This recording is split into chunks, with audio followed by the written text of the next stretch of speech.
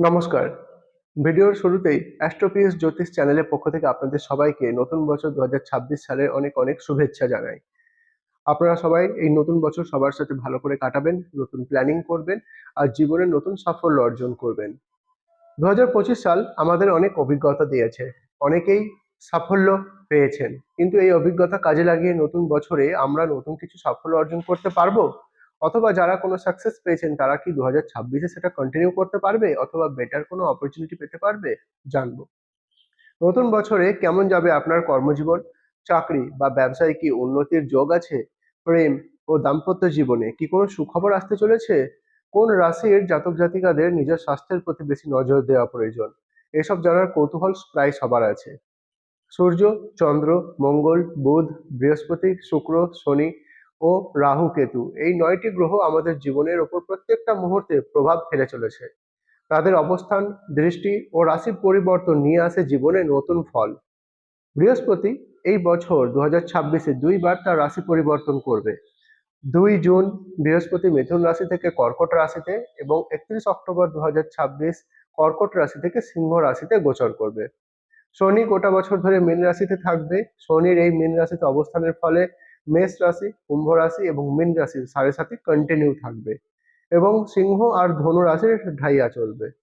Rahu ৫ December ২০২৬ কুম্ভ থেকে মকর রাশিতে, Ketu ৫ December ২০২৬ সিংহ থেকে কর্কট রাশিতে গোচর করবে।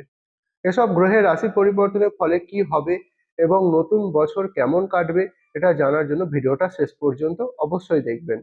আর যদি এখনো অ্যাস্ট্রোপিউস চ্যানেলটি সাবস্ক্রাইব করেননি তাহলে এখনই সাবস্ক্রাইব করুন, পাশে দেওয়া বেল আইকনটি ক্লিক করুন যাতে নতুন ভিডিও এলে সবার আগে আপডেট আপনার কাছে পৌঁছে যায়। লাইক ও কমেন্ট করে আমাদের মোটিভেট করবেন। চলুন দেখি এই নতুন বছর ২০২৬ সাল মেষ রাশি থেকে মীন রাশি ১২টা রাশির জন্য কেমন কাটবে।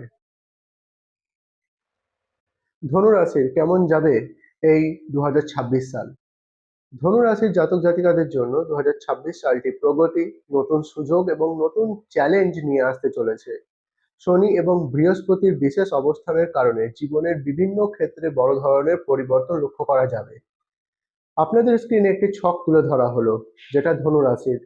আপনারা আপনাদের জন্মকুণ্ডলী খুলে দেখুন, যেখানে ৯ নম্বর লেখা আছে সেখানে চন্দ্র যদি বসে থাকে তাহলে আপনাদের ধনু রাশি। কি থাকছে ধনু রাশি ২০২৬-এর গ্রহের অবস্থান। ২০২৬ সালে আপনার রাশির অধিপতি বৃহস্পতি বছরের শুরুতে মিথুন রাশিতে সপ্তম ঘরে থাকবে এবং ২ জুনের পরে কর্কট রাশিতে অষ্টম ঘরে প্রবেশ করবে। শনি সারা বছর মীন রাশিতে চতুর্থ ঘরে অবস্থান করবে, যা আপনার উপরে শনির ঢাইয়ার প্রভাব সৃষ্টি করবে। রাহু এবং কেতু যথাক্রমে কুম্ভ এবং সিংহ রাশিতে অবস্থান করবে। এই গ্রহগত এদের যে অবস্থান সেগুলো আপনার জীবনে দায়িত্ব এবং আধ্যাত্মিক চেতনার একটা মনোভাব বাড়াবে। শুক্র ধনু রাশি থেকে মকর রাশিতে ১৩ই জানুয়ারি এবং সূর্য ধনু রাশি থেকে মকর রাশি ১৪ই জানুয়ারি গোচর করবে। সূর্যের মকর রাশিতে গোচর করার ফলে ১৪ই জানুয়ারি মকর সংক্রান্তি থাকবে। মঙ্গল ধনু রাশি থেকে মকর রাশি ১৬ই জানুয়ারি এবং বুধ ধনু রাশি থেকে মকর রাশি ১৭ই জানুয়ারি গোচর করবে। স্বাস্থ্য, শনির চতুর্থ ঘরে অবস্থানের কারণে স্বাস্থ্যের প্রতি বিশেষ নজর দেওয়া প্রয়োজন। মানসিক অশান্তি একটু আপনাকে দুর্ভোগ দিতে পারে। বছরের মাঝামাঝি সময়ে অতিরিক্ত কাজের চাপে মানসিক উদ্বেগ বা অবসাদ আসতে পারে। পেটের সমস্যা, বুক বা হার্টের অস্বস্তি এবং হাড়ের ব্যথায় একটু সতর্ক থাকবেন। খাদ্যের অভ্যাস পরিবর্তন করবেন এবং নিয়মিত যোগ ব্যায়াম প্রাণায়াম করবেন। জুনের পর থেকে স্বাস্থ্যের প্রতি অবহেলা করা বিপজ্জনক হতে পারে। কেরিয়ার, কর্মজীবনে এই বছরটি পরিশ্রমের বছর হবে। যারা চাকরি করছেন তাদের জন্য বছরের প্রথম অংশটা খুব ভালো, নতুন কাজের সুযোগ এবং প্রমোশন পাওয়ার সম্ভাবনা থাকবে। তবে সহকর্মীদের সাথে যে কোনো রকম ডিসকাশন এড়িয়ে চলুন, বেশি বিবাদে যাবেন না।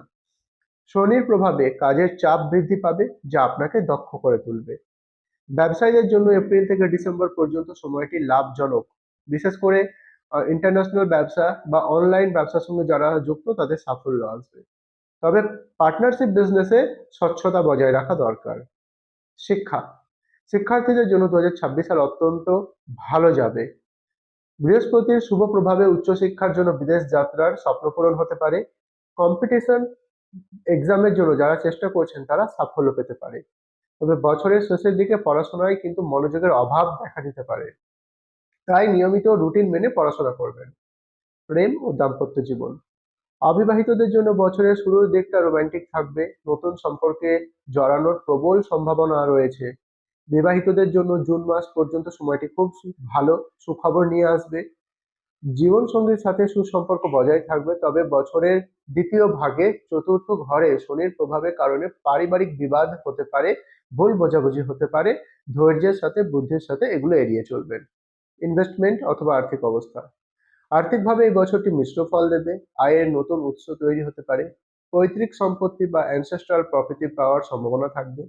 জমি বা বাড়ি কেনার বিনিয়োগের ব্যাপারে এটা একটা ভালো সময়, তবে শেয়ার মার্কেটে বিনিয়োগের ক্ষেত্রে অক্টোবর থেকে নভেম্বরের সময়টা এড়িয়ে চলবেন। কোনো হঠকারী সিদ্ধান্ত নেবেন না, তাতে আপনার ক্ষতি হতে পারে। এই বছরটিকে আরো শুভ করতে আপনি কিছু উপায় গ্রহণ করতে পারেন। গাড়ি চালানোর সময় সাবধানে গাড়ি চালাবেন, বাড়ির গুরুজনদের স্বাস্থ্যের যত্ন নেবেন, কোনো আইনি জটিলতার মধ্যে যাবেন না। প্রতি বৃহস্পতিবার ভগবান বিষ্ণুর পুজো করুন এবং হলুদ রঙের মিষ্টি বিতরণ করুন। প্রতি শনিবার শনি মন্দিরে সর্ষের তেলের প্রদীপ জ্বালান এবং হনুমান চালিসা পাঠ করুন। গরিব বা অসহায় ব্যক্তিদের কালো তিল বা বস্ত্র দান করুন, বিশেষ করে শনিবার। কোনো রকম রত্ন ধারণ করার আগে অবশ্যই জ্যোতিষী পরামর্শ নেওয়া উচিত। মনে রাখবেন, ধনু রাশির জন্য এই যে প্রেডিকশন দেওয়া হলো সেটা জেনারেল ওভারঅল 2026-এর প্রেডিকশন। যদি কোনো বড় ডিসিশন বা ডিপ অ্যানালাইসিস নিতে চান তাহলে নিচে দেওয়া নম্বরে আপনি আমাদের সঙ্গে যোগাযোগ করতে পারেন।